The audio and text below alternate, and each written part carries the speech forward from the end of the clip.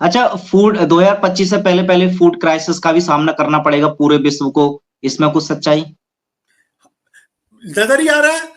इन्होंने food innovation hub बना दिया जो मध्य प्रदेश में बन रहा है, उसमें भी बिल गेट्स की फंडिंग से बन रहा है।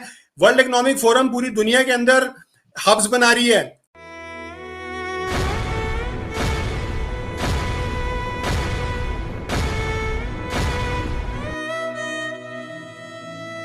तो मैं ये कहना चाहता हूं, आप ये 2024 में फिर करेंगे तो ये पूरा जो क्लाइमेट चेंज का एजेंडा ये झूठा है। ये वेदर मॉडिफिकेशन टेक्निक से कर रहे हैं, केमट्रेल्स वगैरह छोड़ के, और इसके अलावा ये टेक्नोलॉजीज का इस्तेमाल कर रहे हैं, इलेक्ट्रोमैग्नेटिक फ्रीक्वेंसीज का। तो ये बहुत सारे तरीके इस्तेमाल करेंगे लोगों को मारने के, और सभी में ये कहा जाएगा कि ये युग परिवर्तन हो रहा है, ये प्राकृतिक आपदाएं हैं। ना तो ये प्राकृतिक आपदाएं हैं, ना ही युग परिवर्तन हो रहा है। इवन अर्थक्वेक्स भी ला सकते हैं। ये तुर्की में जो अर्थक्वेक आया था उसमें रोमानिया की एक सांसद थी, उसने ये बात बोली थी कि ये इन्होंने करवाया है अमेरिकन ने। जो तुर्की के अंदर अर्थक्वेक आया था अभी 1-1.5 साल पहले, उसने ये बात बोली थी। तो इतनी बड़ी वो कोई कॉन्स्पिरेसी थ्योरिस्ट नहीं है, वो सांसद है रोमानिया की, और उसने इवन स्टेटमेंट जारी की थी अपनी पार्टी की तरफ से, और वो भी उसने वहां की संसद में की थी। तो वो कोई बेवकूफ औरत नहीं है। वो कह रही है कि अर्थक्वेक भी ला सकते हैं, कई तरीके आजमा रहे हैं, ये इलेक्ट्रोमैग्नेटिक फ्रीक्वेंसी का इस्तेमाल कर रहे हैं। तो मैं आपसे कहना चाहता हूं, अगर जनता आपकी भारत की जनता की तरह बेवकूफ रहेगी तो यहां पे तो पक्का होके रहेगा, और यहीं पे हुआ भी है। ये जो इन्होंने लगाए हैं ना सुइयां, उसमें सबसे ज्यादा भारत के लोग मरे हैं, और कोई बात नहीं कर रहा कि इस समय जनसंख्या के आंकड़े क्या हैं, और 2021, 22, 23 के अंदर इस देश में मृत्यु दर क्या थी, इसकी कोई बात नहीं कर रहा।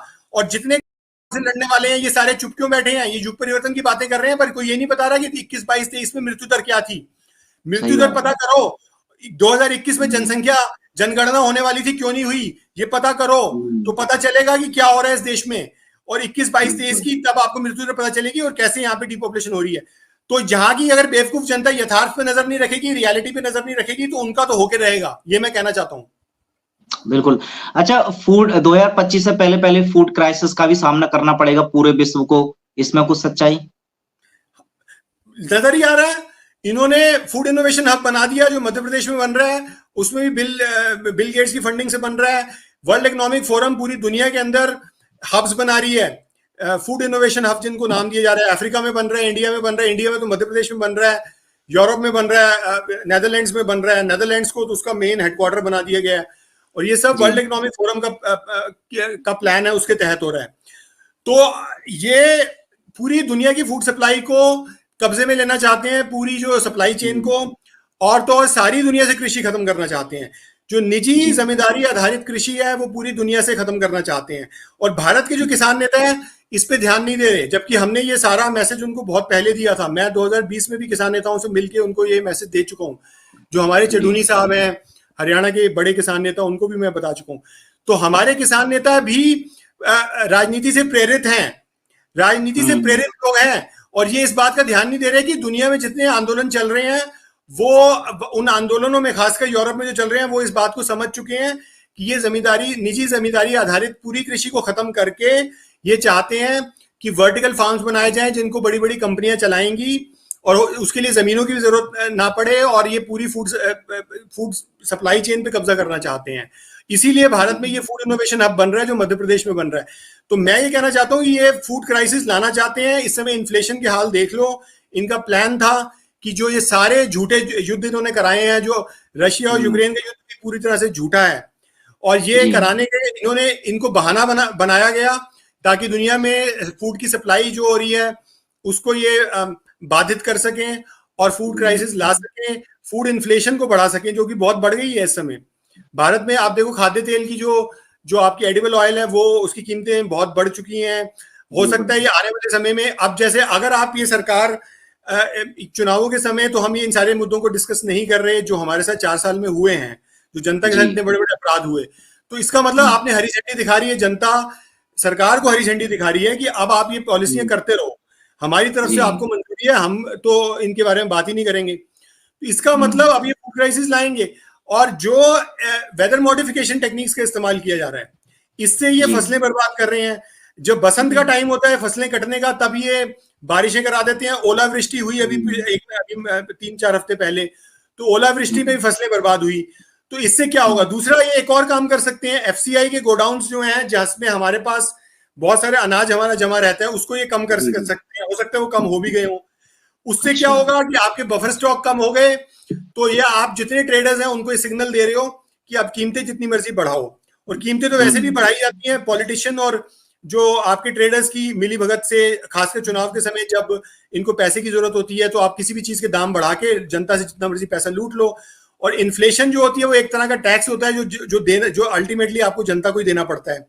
दूसरा, करेंसी सिस्टम जो होता है उसकी वजह से भी कीमतें बढ़ती हैं। जो करेंसी सिस्टम पूरा फर्जी है, जितने मर्जी नोट छाप लो। जब 2020 में इतना बड़ा इन्होंने फ्रॉड कर दिया, ट्रिलियंस ऑफ डॉलर्स का फ्रॉड था, तो आम आदमी के तो रोजगार चले गए। सारी जो आपकी अनौपचारिक जो अर्थव्यवस्था थी उसको बंद कर दिया गया, जिसमें लोगों को, करोड़ों अरबों लोगों को रोजगार मिला हुआ है। भारत में आज भी 80% जो जनता है उसको रोजगार मिला हुआ है, जो आपकी इनफॉर्मल इकोनॉमी है, अनौपचारिक असंगठित क्षेत्र में। तो आपने, और अमीरों को के पास इन्वेस्टमेंट्स आ गई सारी। जियो के अंदर सबसे बड़ी एफडीआई आई, जो कि मुकेश अंबानी की कंपनी है।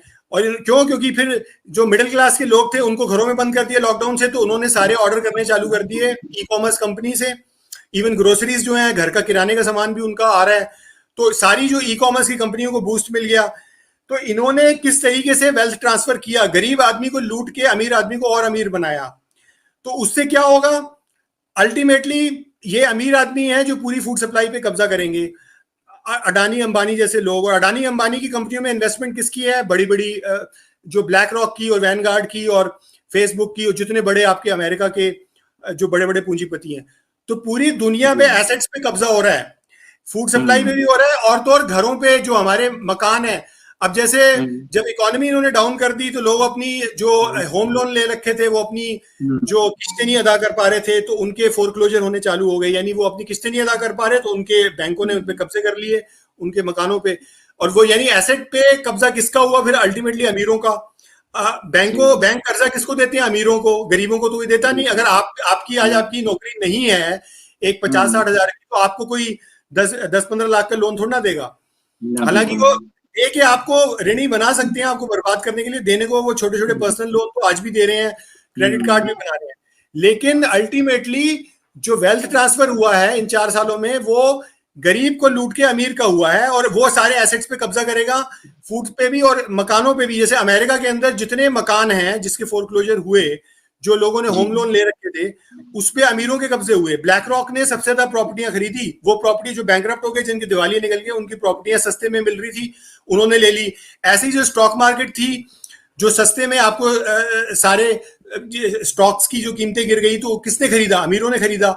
तो दुनिया के सारे एसेट्स पे कब्जा कौन कर रहे हैं? 1% से भी जो कम जिनकी आबादी है, 0.00001% की जो आबादी वाले अरबपति हैं, डॉलर अरबपति, वो कब्जा कर रहे हैं दुनिया के एसेट्स के ऊपर। तो इसका मतलब क्या है? इसका मतलब यह है कि ये पूरी तरह से पीस देंगे गरीबों को। और गरीब जो होगा वो उसका तो डिपॉपुलेशन होकर ही रहेगा, क्योंकि वो तो आज अपनी रोजी रोटी के लिए मजबूर हो गया। उसका इंडिपेंडेंट बिजनेस खत्म हो रहे हैं, इंडिपेंडेंट बिजनेस को खत्म कर रहे हैं।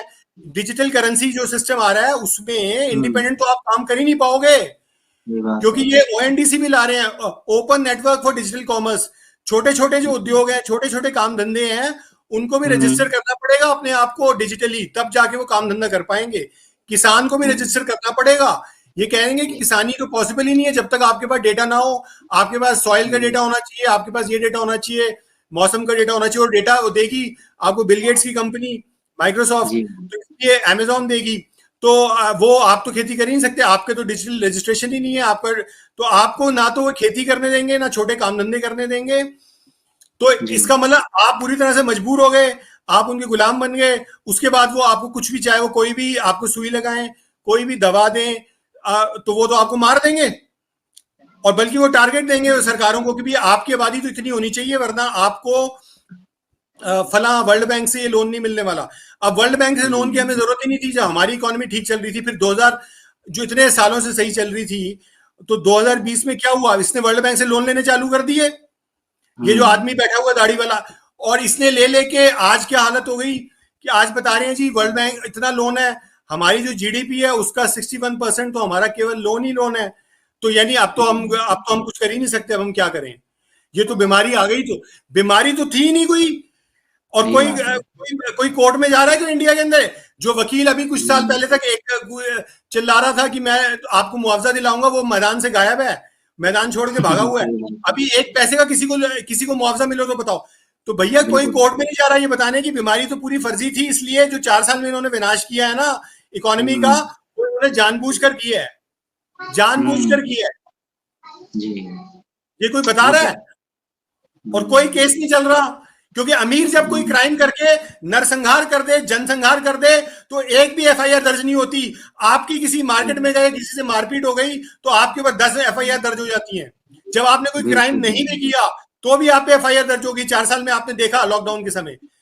और जो अमीर जो कर रहा है उसकी कोई एफआईआर दर्ज नहीं है, कोई अदालत में सुनवाई नहीं, कोई संज्ञान नहीं ले रहा उसका। जो कोर्ट में कोई गया भी, एक ये जो कर्नाटका हाई कोर्ट में कोई गया था इस पूरे फ्रॉड के खिलाफ, बीमारी वाले फ्रॉड के खिलाफ, उस पर उल्टा उन्होंने भगा दिया उसको जो याचिका करता था, और उसके 50,000 रुपए का उसके ऊपर जुर्माना ठोक दिया। तो संज्ञान तक नहीं लिया गया, मुआवजा तो दूर की बात है।